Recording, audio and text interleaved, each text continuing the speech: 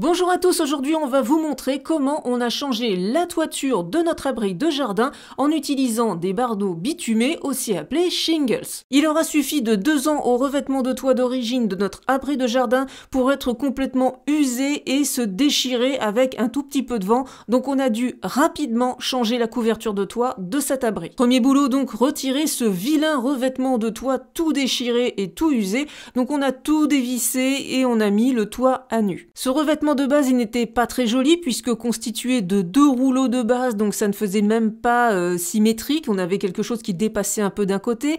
C'était très fin, avec du sable très fin également, qui n'aura pas tenu 2 mois sur le toit, tout était tombé par terre de chaque côté, donc ce revêtement, vraiment très mauvaise qualité. Voilà, après 1 heure de boulot sur le toit, on retrouve notre contreplaqué d'origine, prêt à recevoir un nouveau revêtement. De base, notre abri de jardin n'était pas vendu avec un écran sous toiture, ce n'est pas obligatoire pour les abris de jardin, mais on a préféré en rajouter un, autant faire ça bien, ça permet d'améliorer l'isolation et d'améliorer aussi la résistance aux entrées d'air et aux infiltrations d'eau. Ce n'est ni compliqué ni long à installer, il suffit de découper des bandes à la longueur voulue et après on va agrafer ça sur le toit. Donc nous on a choisi avec des agrafes, on peut faire ça aussi avec des clous si on veut, les agrafes ça suffit largement puisqu'on va avoir une toiture par-dessus tout ça. On commence par mettre 2 bandes sur le bas du toit et puis on va chevaucher comme ça des bandes en remontant. Donc nous, le toit n'est pas excessivement grand, on a eu besoin de 5 bandes seulement. Cet écran sous toiture est en HPV, donc a priori c'est le meilleur des matériaux pour ce type de choses.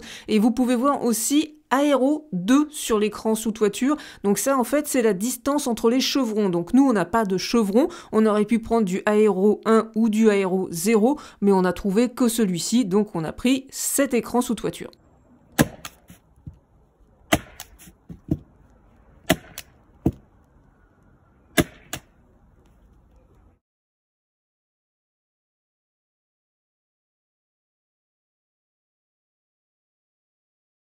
Maintenant, on va pouvoir attaquer le gros du boulot avec le Bardoline classique de la marque Onduline, une marque française. Encore une fois, pour faire du bon boulot dans les règles de l'art, on a de l'ondumastic, donc c'est une colle bitumeuse, et on a des clous en zinc pour installer ça vraiment super bien, que ça tienne le vent et que ça ne s'arrache pas. Donc le Bardoline, eh bien c'est un bardeau bitumé qui fait 1 mètre de longueur, c'est assez facile à poser, c'est pas excessivement lourd quand on les prend un par un, les petits grains sont bien collé, donc c'est costaud et ça va être étanche. Pour commencer la toiture, on va prendre plusieurs bardeaux et on va les couper au niveau des petites languettes, ce que j'appelle des languettes, pour garder vraiment un bardeau plein. Ce bardeau plein, il va nous servir de base et c'est ce qu'on va installer en bas de chaque pente de toiture. Le toit de notre abri de jardin fait 3 mètres de longueur et on a 2 pentes, donc on a découpé 6 bardeaux de cette façon. Pour découper les bardeaux, que ce soit dans le sens de la longueur ou dans le sens de la largeur, on va toujours les découper à l'envers. C'est une surface plate qui va se découper beaucoup plus facilement et ça va moins tuer votre cutter. Nous on a choisi couleur noire, mais il existe d'autres couleurs, du rouge, du vert, du brun, du bleu ardoise, donc ça c'est à vous de voir ce qui s'accorde le mieux et ce que vous préférez.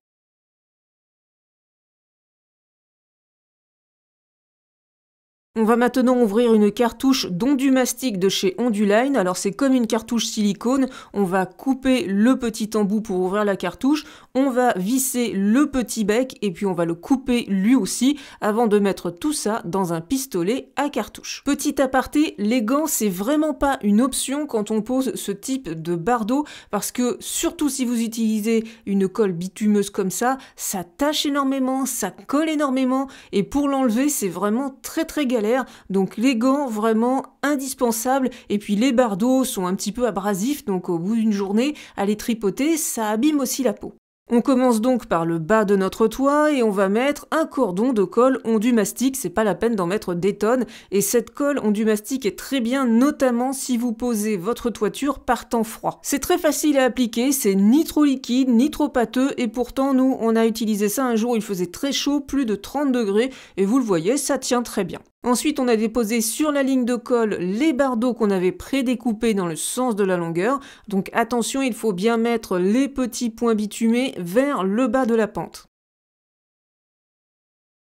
Et on complète notre ligne avec les autres bardeaux. Alors nous, on a la chance d'avoir un toit qui fait 3 mètres, donc 3 bardeaux d'1 mètre, ça va pile poil.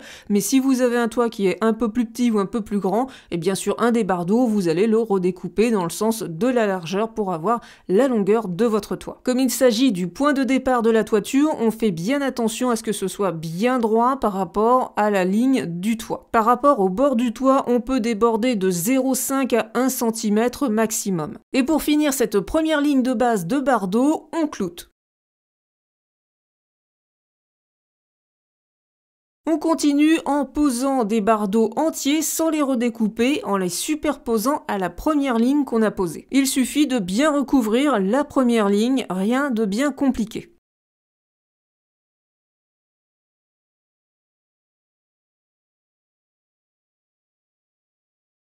Et encore une fois, on va jouer du marteau en cloutant, donc on a mis 3 clous par bardeau systématiquement tout le long de la toiture. On peut en mettre jusqu'à 4 si on le souhaite, je pense que 3 c'est suffisant.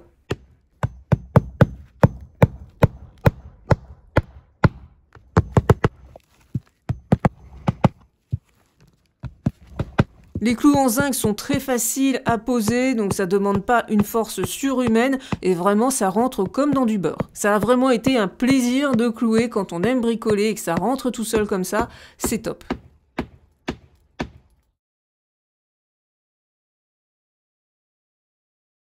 Quand on installe du bardeau de ce type, il y a une petite astuce, on ne peut pas évidemment mettre des bardeaux entiers sur des bardeaux entiers, sinon ils ne vont pas se chevaucher, on n'aura pas une bonne étanchéité. Donc pour ça, on va tout simplement couper un petit bout, donc vous voyez il y a des encoches pour vous montrer la moitié d'une petite languette. Avec une équerre, on coupe, donc ça se coupe très facilement hein, ce type de bardeau, c'est vraiment comme du carton, et on va garder la petite languette supplémentaire parce qu'en fait on va chevaucher, on va légèrement décaler. Donc vous aurez une ligne entière, une ligne à chevaucher, une ligne entière, une ligne à chevaucher. Donc c'est un tout petit bout à découper. Et ce petit bout, il sera posé en bout de ligne, donc on ne le perd pas. Ensuite, il suffit d'enchaîner ligne après ligne. Donc évidemment, on fait ligne par ligne pour être bien droit.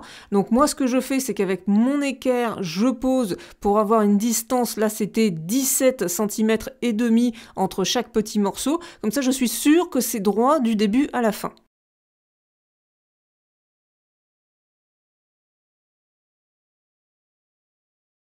Après une grosse après-midi de travail et de nombreux coups de marteau, on est arrivé sur le pignon, sur le haut de notre toit. Donc on a fait en sorte de mettre un entier en haut du toit avant de poser la faîtière. Donc la faîtière, si vous préférez, c'est le chapeau. On va maintenant vous montrer comment réaliser la faîtière, toujours en utilisant le bardoline. On prend un bardeau entier qu'on retourne pour le découper et on va découper à chaque encoche. Donc on va avoir 4 petits morceaux. Avec une équerre et le cutter, ça va tout seul. Dans un bardoline d'1 mètre, on va donc réaliser 4 petits morceaux. Ensuite, on va découper un triangle dans la partie qu'on ne voit pas, la partie qu'on cloute d'ordinaire. Vous n'êtes pas obligé de faire un triangle super régulier comme nous on l'a fait, mais on aime bien faire les choses bien. Donc ce qu'on a fait, c'est qu'on s'est basé sur le milieu de notre morceau. On a fait 3 cm à gauche, 3 cm à droite, on a fait un petit repère.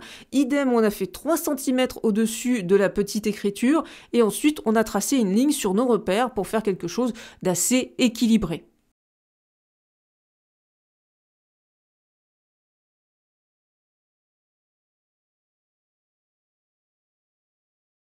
Cette première découpe, elle va nous servir de patron et on va enchaîner pour découper très facilement. On n'a même plus besoin de règles, donc en 2-3 minutes, tout est découpé.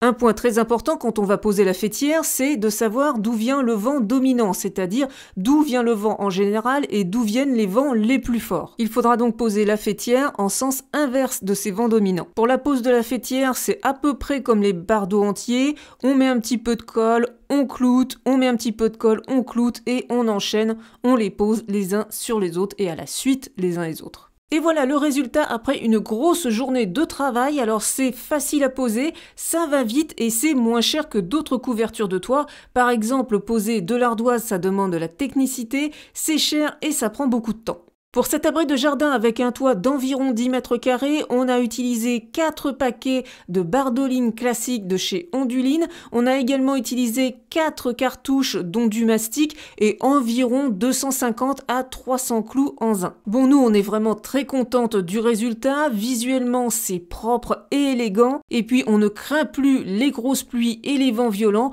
On sait qu'on a une couverture de toit costaud. Voilà, Angélique et moi-même, on vous remercie d'avoir regardé cette vidéo jusqu'au bout. Pour nous soutenir, n'oubliez pas le petit like sur la vidéo. Laissez-nous un commentaire, ça fait plaisir également. Vous pouvez partager la vidéo sur vos réseaux si vous la trouvez utile. Et évidemment, n'hésitez pas à vous abonner à la chaîne, c'est gratuit et comme ça, vous pouvez suivre nos réalisations.